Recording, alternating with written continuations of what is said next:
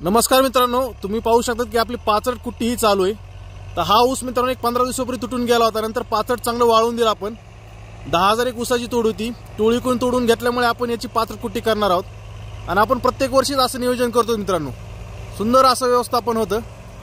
तुम्ही सुद्धा नक्की पाचट कुट्टी करा। उत्पादनामध्ये निश्चितपणेच वाढ होते। जमीन वापसा कंडिशन राहते। ओलावा सुद्धा चांगला टिकून राहतो। आता हे बघा असं पाचट आहे मित्रांनो आणि ह्या साईडला असा बारीक भुगा होतो याचा। आणि आता ह्याच्यानंतर बगला मारल्यानंतर हे पाचट आपोआप कुजायला चालू होतं। कसं काय आहे का ना एक नंबर नियोजन मित्रांनो। बरेच जण पाचट जाळतात मित्रांनो, पण आपण मात्र जाळत नाही। आता पलीकडची आपला इकडे प्लॉट जे तुटला होता या साईडला, हा सगळा मित्रांनो हार्वेस्टरने तोडला होता। त्याच्यामुळे त्याला काही गरज नाही पडली, पण याला मात्र आपण करायला लागलो। दुसरीकडून ट्रॅक्टर मागून बोलवले, आमच्या गावात काय उपलब्ध नव्हतं। तरी सुद्धा 2,500 रुपये एकर हा भाव घेतलेला आहे मित्रांनो। नंबर 1 लेवल मध्ये रान झाले। आता याचा फक्त बगला मारायचं काम राहिले।